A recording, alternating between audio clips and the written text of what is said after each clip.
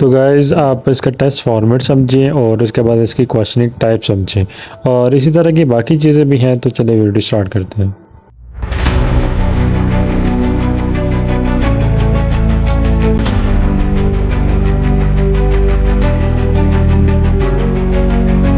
Hello अस्सलाम वालेकुम guys, welcome back to another videos. आज की इस वीडियो में मैं आप सबको खुशामदीद करता हूं और उम्मीद करता हूं कि आप सब लोग खैरियत से होंगे। चलें, आज की वीडियो का जो मेन पर्पस है वो ये है कि मैं आपको इस वीडियो में ये समझाऊंगा कि आइल्स रीडिंग का मॉड्यूल्स जो है वो क्या है और उसके टाइप्स क्या हैं, उसके अंदर क्या क्या उसकी कैटेगरीज़ हैं, क्या उसके टिप्स हैं, टेक्निक्स हैं, स्ट्रेटजीज़ हैं जिनको आप फॉलो करके अपने बैंड स्कोर को अच्छा कर सकते हैं। तो चलें, चल के जो है अभी आपको लेसन पढ़ाना स्टार्ट करता हूँ और आई होप सो कि इस लेसन के बाद आपकी आइल्स रीडिंग से जो है उस मॉड्यूल से आपकी जो क्वेश्चनिंग है या फिर जो सी आपकी मुश्किलात हैं वो हल हो जाएं। ठीक है, तो चलिए वीडियो स्टार्ट करते हैं। तो मैंने इधर एक जो है प्रेजेंटेशन रेडी की हुई है और इस प्रेजेंटेशन की मदद से मैं आपको सारा जो है रीडिंग के मॉड्यूल्स, आपके रीडिंग का जो मॉड्यूल्स है वो आपको समझाने की कोशिश करूँगा। सो हमारी ये आ गई है प्रेजेंटेशन। इसके अंदर हम पहले बात कर लेते हैं आर्ट्स रीडिंग फुल कोर्स। मैं इसको इंग्लिश में भी रीड करूँगा और रीड करने के बाद जो है इसको मैं आपको उर्दू में ट्रांसलेट करके भी समझाऊँगा। सबसे पहले है इसमें this comprehensive course equips you to with necessary skills and strategies to execute in the IELTS reading session. It covers everything from the understanding the exam format to mastering the efficiency reading techniques. मतलब इस course के अंदर आपको strategy समझाई जाएंगी reading आइल्स की और उसके पार्ट समझाए जाएंगे कि उसके कितने पार्ट्स हैं। ठीक है, उसकी टाइमिंग बताई जाएगी और उसका टेस्ट का फॉर्मेट बताया जाएगा और ऐसी कौन सी स्ट्रेटजीज हैं जिनको इस्तेमाल करके आप जो है अपनी रीडिंग को इम्प्रूव कर सकते हैं। तो ये कोर्स एक बहुत ही इंपॉर्टेंट कोर्स है, तो मेरे साथ बने रहिए। अब हम अगले पेज में मूव ऑन करते हैं। सो इस पेज के अंदर जो है वो हमें बताया गया है कि रीडिंग क्या है। मतलब रीडिंग का जो मॉड्यूल है उसके अंदर रीडिंग की डेफिनेशंस क्या है। सबसे पहले मैं इसको रीड कर देता हूँ। This module introduce you to the IELTS reading exam format. You learn about the different question types and the score systems and the time considering. You will also get a sense of the reading passage topics and comprehension. Part number 1, exam format, question types, scoring system, time considering. So इस जो आइल्स का module है reading का, इसके अंदर आपको ये बताया जाएगा कि उसका फॉर्मेट क्या है, उसकी क्वेश्चनिंग टाइप कितनी है और उसका स्कोरिंग सिस्टम्स क्या है और टाइम आप किस तरह जो है उसके अंदर मैनेज कर सकते हो। सो इसी के साथ हम जो है आप आगे स्टार्ट करते हैं। Exam format, understanding the structures of the exam including the number of the passage and the questions. Exam को फॉर्मेट को समझने के लिए आपको जो है उसके नंबर ऑफ पैसेज को समझना पड़ेगा। मतलब आपके जब आप रीडिंग स्टार्ट करने लग पड़ते हैं तो उससे पहले आपको ये समझना होगा कि वो किस टाइप के क्वेश्चंस हैं उसके अंदर और जो पैसेज की मतलब जो से पैराग्राफ दिए हैं वो कितने हैं। ठीक है, उन नंबर्स को आपने पढ़ना है, मतलब एक दफ़ा काउंट कर लेना है ABCD या 1 2 3 4 इस तरह करके आपको गिवन होंगे। ठीक है, आगे आते हैं क्वेश्चनिंग टाइप्स। फेमिलराइजिंग योर सेल्फ with a various question format such as a multi choice matching handling and the true false. So इसके अंदर क्वेश्चन टाइप्स किस टाइप के होते हैं। क्वेश्चंस की जो टाइप्स होती हैं वो एक तरह की होती हैं, मल्टी चॉइसेस टाइप के क्वेश्चंस होते हैं, फिर मैचिंग दी हेडिंग क्वेश्चंस होते हैं और फिर ट्रू फॉल्स क्वेश्चन होते हैं। तो इस तरह के 3-4 टाइप्स के क्वेश्चंस होते हैं। आगे बात कर लेते हैं scoring system. Learning how the IELTS reading session is a graded based on your accuracy and the comprehension. अब आपने अपने स्कोर्स को बेहतर करने के लिए आपने स्ट्रेटजीज सीखनी है और अपनी एक्यूरेसीज यानी कॉम्प्रिहेंशंस की यानी रीडिंग को करने के लिए आपकी जो एबिलिटीज़ है वो आपकी इम्प्रूव होनी चाहिए, वो अच्छी होनी चाहिए जिससे आप स्कोर बैंड को अच्छे से समझ सकते हैं।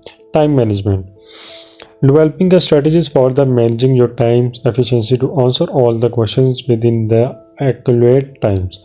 जो हमारे पास हमने स्ट्रेटजीज में इस्तेमाल करनी है, ऐसी स्ट्रेटजीज इस्तेमाल करनी है जिससे हम जो है अपने टाइम को मैनेज कर सकें, ठीक है, और उस टाइम के अंदर अंदर अपने सारे क्वेश्चंस को गिवन टाइम के अंदर जो है वो हल कर सकें, उन सब के आंसर दे सकें।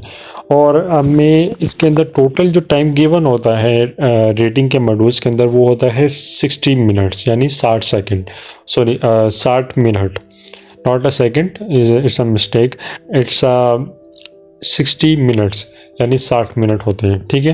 तो उस मिनट्स के हिसाब से आपने जो है मतलब उसके अंदर सेशन 1 होता है, सेशन 2, सेशन 3, टोटल से 3 सेशन होते हैं रीडिंग के अंदर, A, B, C, और उसके हिसाब से ही आपने जो है क्वेश्चनिंग की टाइप्स जो है वो देखनी है और अपने टाइम को मैनेज करने की कोशिश करनी है। अब हम आगे मूव ऑन करते हैं जो कि है strategies for the efficiency reading. This module focus on the developing a efficiency reading strategies for the IELTS reading exam.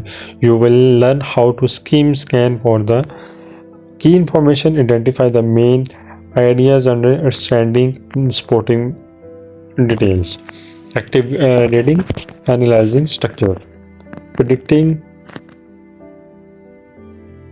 equalities evidence। सो इसके अंदर क्या है कि मतलब अभी बता रहे हैं कि ऐसी कौन सी स्ट्रैटेजीज हैं जिनको आप फॉलो करके अपनी आइल्स की रीडिंग को इम्प्रूव कर सकते हैं, जो के अंदर जिसके अंदर जो है सबसे पहले आ जाती है स्कीमिंग, मतलब स्कीमिंग है, और सेकंड आ जाती है स्कैनिंग। अब स्कीमिंग क्या होती है पहले मैं आपको ये बताऊंगा। इसके अंदर आपने जो है वो एक तरह के हर जो की वर्ड्स होते हैं, इंपॉर्टेंट हाईलाइट्स वर्ड्स होते हैं, मेन आइडियाज़ होते हैं, या फिर जो इंपॉर्टेंट की वर्ड्स होते हैं उनको आपने हाईलाइट कर लेने होते हैं। जो से आपको वर्ड्स जो इंपॉर्टेंट लग रहे हैं उनको आप हाईलाइट करके अपने पास रख लें या नोट्स बना लें। और स्कैन में क्या होता है, स्कैनिंग में ये होता है कि आपने एक दफ़ा सारा पैराग्राफ रीड करके फटाफट आपने पढ़ लेना या फिर एक नज़र आपने उसको देख ली, ठीक है। अब इसमें स्ट्रेटजीज आती हैं जैसे active reading, engaging with the text by the understanding the key information, making a notes, asking a question. आप जो है वो टेक्स्ट को जो अंडरस्टैंडिंग करने की कोशिश करें, उसकी इंपॉर्टेंट जो की पॉइंट्स हैं उन पर फोकस करें। उसके लिए आप नोट्स बना सकते हैं और क्वेश्चन जो है वो अपने आप से आस्क कर सकते हैं, ठीक है। उसके बाद analysing the structures, identify the organisations patterns of the passage to the better understand the it's main point. आपने जो उसका स्ट्रक्चर दिया हुआ है पैसेज का उसको अंडरस्टैंड करने की कोशिश करनी है ताकि जो है आपके मेन पॉइंट्स जो है वो क्लियर हो सकें। Predicting, using a context cues and the prior knowledge to एटिक्यूपेंट the context of the passage. Predict करने की कोशिश करें, मतलब अगर आपको कोई कॉन्टेक्स्ट आपने पढ़ा है तो आपको आइडियाज़ होना चाहिए कि आपने कॉन्टेक्स्ट पढ़ लिया, पूरा का पूरा आपने पैसेज पढ़ लिया, रीड कर लिए। अब उस पैसेज के हिसाब से आपको जो क्वेश्चन टाइपिंग दी होगी उनको आपने किस तरह सॉल्व करने, क्या क्या उनके आंसर देने हैं, और आपने उस पर गेस मारना है कि कौन सा आंसर किसके साथ मैच करता है और वो कौन सा उस पर अवेलेबल होता है। आगे है equality the evidence, determinate the validities and the references of information presented in the passage। आपने क्या करना है, आपने एविडेंस रखनी है, मतलब आपने जो इम्पोर्टेंट इंफॉर्मेशन प्रेजेंट होती है इसके पैसेज के अंदर उसको आपने एज एविडेंस के तौर पे अपने जहन के अंदर बिठा लेना। और जब आप क्वेश्चन टाइप्स हल करना स्टार्ट करेंगे तो उनके अंदर आपने जो बारी बारी उनको जो अपने माइंड में रखी होंगी स्ट्रैटेजीज उनको इस्तेमाल करके अपने क्वेश्चन को सॉल्व करने की कोशिश करनी। आइए हम बात कर लेते हैं types of reading questioning. The main modules explore the variant type of the IELTS reading questioning, including the multi-choice, matching true false short answers, sentence completions. Understanding the specific requirement of the each question type is crucial for the success. Multi-questioning, matching true false। अब इसमें बता रहा है कि हमें कितने types के question होते हैं रीडिंग के अंदर। टोटल जो उसने मेन बताई है वो है 3 टाइप्स आती हैं, जिसके अंदर उसने बताई है पहले मल्टी कुछ चॉइसेस, फिर उसके बाद उसने बताई है हमें मैचिंग दी हेडिंग्स, और फिर ट्रू फॉल्स टाइप क्वेश्चंस होते हैं। मल्टी चॉइसेस में क्या होता है, selecting the correct answers from the list of the option. आपने जो है करेक्ट आंसर जो है, जो लिस्ट के अंदर करेक्ट आंसर दिए होते हैं उन मतलब मैचिंग दी मल्टी चॉइस में ये होता है कि डिफरेंट तरह के आपको 4 ऑप्शन दिए जाते हैं, जिन ऑप्शन में से आपने एक ऑप्शन को लिस्ट के अंदर से सिलेक्ट करना होता है। ये हो गया मल्टी टाइप क्वेश्चन, ठीक है। अब बात कर लेते हैं matching the heading question. Matching headings और the phrases to the correct passage और the session. Matching the headings question में क्या होता है, एक तरह के आपको क्वेश्चन दिया जाएगा, उससे रिलेटेड जो है पैसेज के अंदर आपने नोट करना है कि क्या ये पैसेज जो क्वेश्चन आपको दिया गया है या जो इन्फॉर्मेशन आपको दी गई है, क्या ये पैसेज के अंदर कौन से पैसेज के रीडिंग के फॉर्मेट के स्ट्रक्चर के अंदर कौन से पैसेज के अंदर ये मैच करती है। जैसे आपको मैचिंग इन्फॉर्मेशन मैच करेगी तो वो आप उस इन्फॉर्मेशन को उसके अंदर लिख दें। आगे बात कर लेते हैं तीसरी टाइप की, जो कि है true false. Determining the whether the statement are the true, false or the not given in the passage। अब आपने बाज़ का क्वेश्चन ऐसे होते हैं जो कि ट्रू फॉल्स टाइप्स हैं। अब उसके अंदर आपको 3-4 स्टेटमेंट दी जाएगी, जिसके अंदर आपसे पूछा जाएगा कि क्या ये क्वेश्चन की स्टेटमेंट जो है वो पैराग्राफ में गिवन है या नहीं गिवन, या ट्रू है या फॉल्स है। उसके हिसाब से आपने पैसेज पढ़ना है। पैसेज को रीड करने के बाद आपने बताना है कि क्या वो ट्रू है या फॉल्स है। इस तरह करके आपने अपनी जो है वो सारी टाइप्स को रीड समझने की कोशिश करनी है, ठीक है। तो ये होगी 3 टाइप्स। अब हम बात कर लेते हैं आगे स्कीमिंग एंड स्कैनिंग टेक्निक्स। अब स्कीमिंग एंड स्कैनिंग टेक्निक्स के अंदर क्या है हमारे पास, स्कीमिंग एंड स्कैनिंग की टेक्निक्स जिस तरह मैंने आपको पीछे बताया है कि आप अगर स्कीमिंग करना चाहते हैं, स्कीमिंग के लिए आपने क्या करना है कि जो इंपॉर्टेंट इन्फॉर्मेशन होती है उसके कीवर्ड्स को हाईलाइट कर लें। स्कैनिंग के लिए ये है कि एक दफ़ा पूरा पैसेज जो है वो स्टार्ट करने से पहले, एग्ज़ाम स्टार्ट करने से पहले रीड कर लें, ठीक है। This modules develop into the techniques of the skimming and scanning for the information learning how to quickly identify the key information and asking the specific question without reading the entire passage। Scheming and scanning। आगे scheming, rapidly reading through a passage to get the general understanding of the main points। Scanning, looking for the specific keywords or the phrases to answer the question। Combine techniques, utilize the both scheming and scanning to the efficiently the extra information। मतलब इसमें कहना क्या चाह रहा है, skimming के अंदर जिस तरह मैंने आपको बताया कि सेम वही वो कह रहा है कि मेन पॉइंट्स को जो है अपने हाईलाइट करने की कोशिश करनी है। जो आपको मेन इंफॉर्मेशन दी जाती है, जैसे डेट्स हो गई, किसी का नाम हो गया, किसी बिल्डिंग का नाम हो गया, या फिर कोई बहुत इंपॉर्टेंट आपको इन्फॉर्मेशन लग रही है, कोई बहुत यूनिक वर्ड्स आपको लग रहे हैं, तो उनको आप हाईलाइट करके अपने पास रख लें। और उसके बाद अगर आप नोट्स बना सकते हैं तो नोट्स बना लें। स्कैनिंग में क्या है, स्कैनिंग में भी सेम वही है कि आपने इम्पॉर्टेंट इन्फॉर्मेशन को एक दफ़ा पूरी रीड कर लेनी है, और उसके अंदर अगर आपको कोई इंपॉर्टेंट वर्ड्स की हाइलाइट्स वर्ड आपको नज़र आ रहे हैं तो उनको आपने हाईलाइट करके रख लेना है या उनके नोट्स बना लेने, ठीक है। और कंबाइन टेक्निक क्या है कि इन दोनों को कंबाइन कर देना, मतलब स्कीमिंग भी इस्तेमाल करो और स्कैनिंग भी इस्तेमाल करो। दोनों को अगर इस्तेमाल करेंगे तो आपका रिजल्ट ज़्यादा अच्छा आएगा और आप ज़्यादा जो है टाइम को मैनेज कर सकेंगे और अपने आंसर्स को बेहतर जो है फाइंड कर सकेंगे। अब हम आगे बात कर लेते हैं identify the main ideas and the supporting details. अब इसके अंदर क्या है, this modules techniques you to efficiently identify the main ideas of the passage and the understanding the supportive details that provide the evidence of those ideas। Identify the main ideas and the supporting details. इसका क्या मतलब है, मतलब जो main ideas हैं, मतलब जो आपको पैसेज आप रीड कर रहे हैं उसके अंदर जो जो सी इंपॉर्टेंट इन्फॉर्मेशन है, मेन आइडियाज़ हैं, उनको आपने मद्देनज़र रखना है, उन पे आपका फोकस ज़्यादा करना है, ठीक है। जिसके अंदर आपके टॉपिक सेंटेंस आ जाते हैं। Recognise the sentences that express the main ideas of the paragraph. Topic sentence मतलब कुछ ऐसे टॉपिक से रिलेटेड सेंटेंसेस होंगे पैराग्राफ के अंदर जो कि आपको एक्सप्रेस करेंगे मेन आइडियाज़ के बारे में, उन पे आपने फोकस रखना। सेकंड, आपने supportive details, identify the information that provide the evidence of the explanation of the main point. ऐसी इन्फॉर्मेशन को आपने हाईलाइट करना है जो कि एविडेंस दे रही होगी आपका मेन पॉइंट की।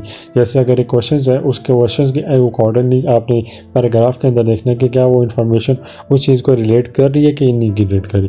अगर रिलेट कर रही है तो उस इन्फॉर्मेशन को उठा के आप मैच कर दें या फिर उसको क्वेश्चनिंग के अंदर लिख दें।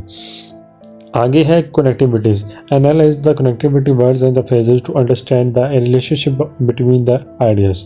आपने हर वर्ड्स को जो है वो हर वर्ड्स को और फ्रेज़ को जो है एनालाइज करने की कोशिश करनी है।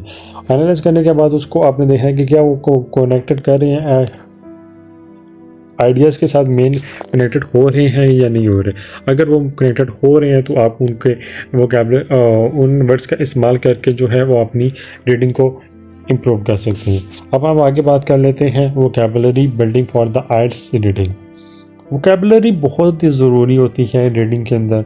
रीडिंग के अंदर भी मतलब सिर्फ रीडिंग के अंदर ही नहीं, वोकैबुलरी आपकी लिसनिंग के अंदर, रीडिंग के अंदर और राइटिंग के अंदर, और उसके बाद जो चौथा मॉड्यूल है स्पीकिंग के अंदर, इस सब के अंदर आपकी वोकैबुलरी बहुत मायने रखती है। These modules focus on the expanding your vocabulary, which is essentially for the understanding the complex text and answering the questioning accurately. Learn the vocabulary, building the strategies, including using a flashcard, dictionaries, online resources. Strategies. Flashcard. Create a cards with a word one side and its definition on the other sides. The dictionary. Look up the unfamiliar words or record the definitions and the example sentences. Online resources. Use the online dictionary, vocabulary builders and the practice quiz. मतलब इसमें कहना क्या चाह रहा है, कहना ये चाह रहा है कि आपने वोकैबुलरी को किस तरह इम्प्रूव करना है, किस तरह अच्छा करना है, जिसके लिए आप ऑनलाइन डिक्शनरी का इस्तेमाल कर सकते हैं, फ्लैश कार्ड्स का इस्तेमाल कर सकते हैं और ऑनलाइन रिसोर्स जो अवेलेबल होते हैं वो कर सकते हैं। उसके लिए आप ऑनलाइन आर्टिकल्स रीड कर सकते हैं, ज़्यादा से ज़्यादा न्यूज़पेपर रीड कर सकते हैं, जिससे आपको नए नए वोकैबुलरी के वर्ड्स सीखने को मिलते हैं। फ्लैश कार्ड आपने किस तरह क्रिएट कर रहे हैं। फ्लैश कार्ड के क्रिएट करने के लिए आपको एक साइड पे आप सारे वर्ड्स लिख दें, ठीक है, इंपॉर्टेंट वर्ड्स, और साथ दूसरी साइड पे उसके जो डेफिनेशन जो है वो लिखने की कोशिश करें, ठीक है। और डिक्शनरी के अंदर क्या है, डिक्शनरी की जो स्ट्रेटजीज है वो किया कि आप एक तरह की डिक्शनरी जो है वो बाय कर लें, ऑनलाइन नोट्स से कॉपी कर लें, या फिर आप जो है उसको किसी बुक शॉप से जाके उसको बाय कर लें, ठीक है। उस डिक्शनरी के अंदर जो है नए नए वर्ड्स जो है वो डेली पढ़ना स्टार्ट करें तो आपकी वोकैबुलरी बहुत अच्छी इंप्रूव होगी। और ऐसे ऐसे वर्ड्स पढ़ें जो कि आपने पहले नहीं पढ़े। अगर पुराने वर्ड्स पढ़ेंगे तो उसका कोई बेनिफिट नहीं है, ठीक है। अब हम बात कर लेते हैं ऑनलाइन रिसोर्सेज। ऑनलाइन आपको डिक्शनरी अवेलेबल होती हैं, वोकैबुलरी अवेलेबल होती है और बहुत सारे प्रैक्टिसेस क्विज़ होते हैं। मतलब बहुत सारी ऐसी एप्लीकेशन प्ले स्टोर पे अवेलेबल हैं जो कि आपको ये चीज़ें प्रोवाइड करती हैं कि ऑनलाइन आप जो है उन पर प्रैक्टिस करके अपनी आइल्स की रीडिंग को, वोकैबुलरी को इम्प्रूव कर सकते हैं। Efficiently time management in the IELTS reading. अब टाइम मैनेजमेंट की बात करते हैं। This modules expresses the importance of the efficiency time management in the IELTS reading exam. Learn the strategies for the regularity of the times wisely to ensure you complete all the sessions and the questions. Pace yourself. Keep the track of the time equalities, especially amount of the time for the each sessions. Priorities. Focus on the answering the question that the worth the most points first. Practice the completing the reading passage with the allotted times to improve your speed and accuracy. मतलब इसमें क्या कहना चाह रहा है, कहना ये चाह रहा है कि आप टाइम की मैनेजमेंट किस तरह कर सकते हैं आप रीडिंग के अंदर। जैसे मैंने आपको शुरू में बताया कि इसके अंदर टोटल आपके पास 60 मिनट होते हैं और आपने हर सेशन को जो है 20-20 मिनट देने होते हैं, और 20-20 मिनट के अंदर आप जो है अपना सारा सेशन कंप्लीट करके आपका रीडिंग का मोड्यूल्स कंप्लीट हो जाता है। जिसके अंदर उसने थोड़ी सी टेक्निक्स बताई है कि पीसफुल रीडिंग जो है वो आप कर सकते हैं, जिसके अंदर आप घर पे अपने घर के अंदर या फिर अपनी किसी अकेडमी के अंदर जो है आप एक टाइमर लगा लें, और जिस टाइमर के अंदर आप प्रैक्टिस करने की कोशिश करें कि इस स्पेसिफिक टाइमर के अकॉर्डिंगली आपने किसी पैसेज को रीड करवा लें या कोई न्यूज़पेपर का आर्टिकल्स ले लें, उसको आप रीड करने की कोशिश करें। और मिसाल के तौर पे अगर 5 मिनट का आप टाइमर लगा लेते हैं एक वॉच के अंदर और साथ आपने रीडिंग करना स्टार्ट करनी है, और आपने उसी रीडिंग के अकॉर्डिंग ही, उसी टाइम के अकॉर्डिंग ही वो रीडिंग को कंप्लीट करना है, ठीक है। तो इससे आपकी जो स्पीड है वो बहुत अच्छी इम्प्रूव होगी रीडिंग की। आगे है कि प्रायोरिटाइज, मुझे वर्ड थोड़ा सा रीड करने नहीं आ रहा तो आप रीड कर लीजिए। Focus on the answering the questions that are the most point. तो आप जिस तरह मैंने आपको शुरू में बताया कि आप जो है क्वेश्चन के आंसर जब देने लगेंगे तो वो आपने आंसर्स पे फोकस करने हैं और उनके मोस्ट पॉइंट फर्स्ट, मतलब उनके अंदर जो इंपॉर्टेंट पॉइंट्स आ रहे हैं क्वेश्चंस के अंदर उनको आपने फोकस करने की कोशिश करनी है। ठीक है, रीडिंग के अंदर practice the reading the passage with caller to improve the speed.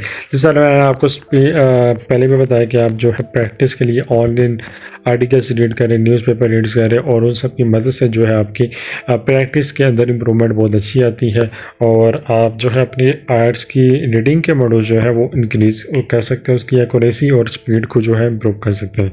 Speed को इम्प्रूव करने के लिए बेहतर ये है कि आप एक टाइमर लगा लें और उस टाइमर के हिसाब से आप रीडिंग करना स्टार्ट करें और जैसे टाइम ख़त्म होता है तो आपके पास जो है इम्प्रूवमेंट आएगी। और एक्यूरेसी के लिए आप क्या कर सकते हैं कि आप ऑनलाइन कोई टूल्स यूज़ कर सकते हैं। मिसाल के तौर पे अगर मैं अपनी बात करूं तो मैं ज़्यादातर चैट जीपीटी यूज़ करता हूं और चैट जीपीटी कैसे यूज़ करना है ये ऑलरेडी मैं एक वीडियोस में बता चुका हूं, जो मेरी पहली से दूसरी वीडियोस थी तो वो मेरे चैनल पर अपलोड है, वो आप जाके देख सकते हैं। उसके अंदर मैं बताया हुआ कि आप चैट जीपीटी को किस तरह यूज़ कर सकते हैं।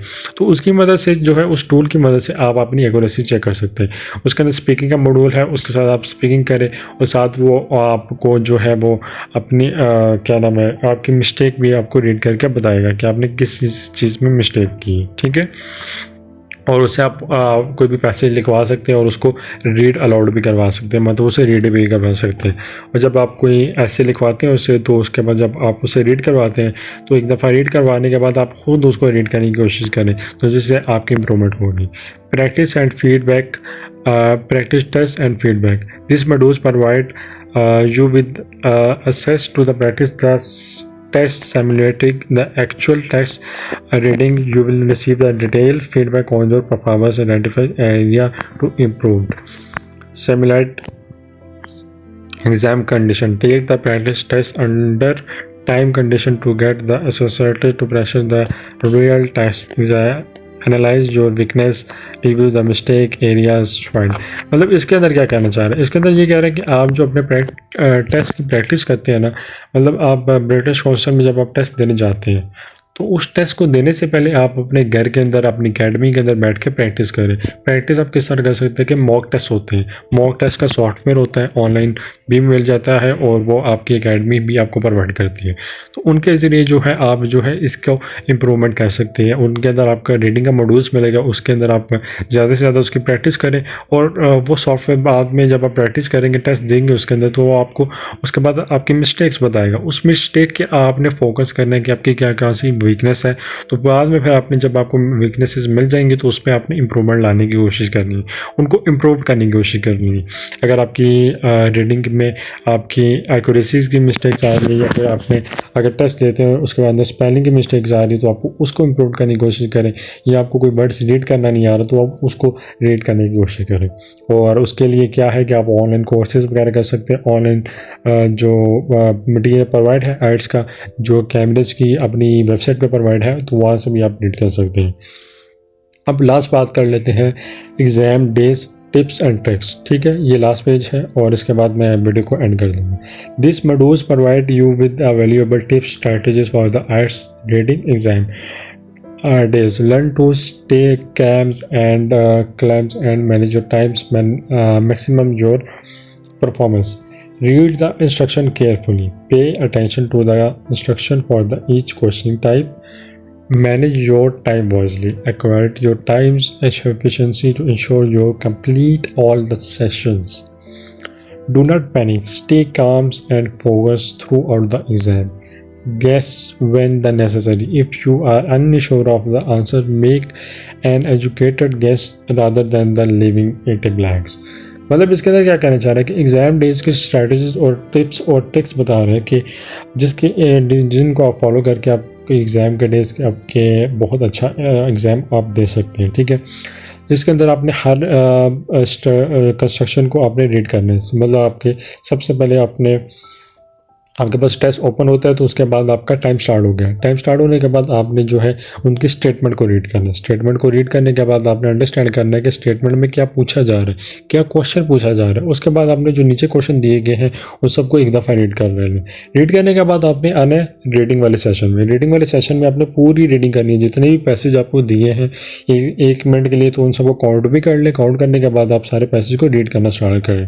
उसके अंदर आप स्कीमिंग स्कैनिंग की जो टेक्निक्स है उसको इस्तेमाल करें ज़्यादा से ज़्यादा, ठीक है, जिसके अंदर आपको इंपॉर्टेंट हाईलाइट्स वर्ड्स और जो इंपॉर्टेंट डिटेल्स है उनको हाईलाइट कर ले, ताकि जब आप सॉल्व करने जाएं तो आपको उधर अच्छा मतलब हो और उस पर आपकी प्रैक्टिस और ग्रिप बनी हो। Manage time. टाइम के अंदर क्या है कि आप टाइम को मैनेज करने की कोशिश करें। जिस तरह मैंने आपको शुरू में बताया कि आप अपने घर के अंदर जो है डिफरेंट आर्टिकल्स वगैरह रीड करें और उनके लिए आप टाइमर लगा लें, तो उससे आपका टाइम मैनेजमेंट होगा। जब आप एग्ज़ाम के डे में जाएंगे तो उधर आपने कोशिश ये करनी है कि हर सेशन को 20-20 मिनट टाइम देना है, इससे ज़्यादा टाइम नहीं देना। इक्वल टाइम देंगे तो ज़्यादा बेहतर रहेगा। अगर आपके पास ज़्यादा अच्छी प्रैक्टिस है तो बेहतर ये है कि आप 10 मिनट शुरू के दे दें और बाकी सबको आप जो है वो 40-40 मिनट दे दें। 40 नहीं, मतलब ज़्यादा, टोटल 60 मिनट होते हैं, तो आई थिंक वो बन जाता है 50 मिनट, ठीक है। तो आप 25 एक को दे दें, 25 दूसरे को दे दें, तो इस तरह करके आप टाइम मैनेजमेंट कर लें। उसके बाद पैनिक नहीं करना। मतलब बाज़ का ये होता है कि जब आप एग्ज़ाम के दिन एग्ज़ाम देने जाते हैं तो आप पैनिक बहुत कर रहे होते हैं। आपको एक तरह का एग्ज़ाम फोबिया होता है, आपको डर लग रहा होता है कि आज जो मैं टेस्ट एग्ज़ाम दे रहा हूँ तो इसके बाद मैं कहीं फ़ेल ना हो जाऊँ, कहीं मैं जो है वो मेरा टेस्ट ख़राब ना हो जाए, तो उसकी टेंशन लेने की ज़रूरत नहीं है। अगर तो पहली बात तो ये कि ख़राब करना नहीं है, ठीक है, सुकून से रिलैक्स होकर आप अपना टेस्ट दें, ठीक है। उसके अंदर जो क्वेश्चन आपको नहीं समझ पे आते उन क्वेश्चन को आप दोबारा रीड करने की कोशिश करें, ठीक है। और कोई क्वेश्चन जो है आप छोड़ के मत आए, मतलब उसके अंदर अगर आपको नहीं समझ आ रही तो कुछ अपने से लिख लो। जो आपके दिमाग ने जो पूरा पैसेज रीड किया उसके बाद आपके कुछ ना कुछ तो आइडियाज़ दिमाग में होंगे ना आपके, जो आपके मैथ्स की हेडिंग आपको कुछ भी लग रहा है तो आप वो लिखाओ, ठीक है। क्वेश्चन को खाली मत छोड़ो। लेकिन अगर आपको बहुत ही डिफ़िकल्ट लग रहा हो, टाइम कम है, तो आप छोड़ सकते हो, ठीक है।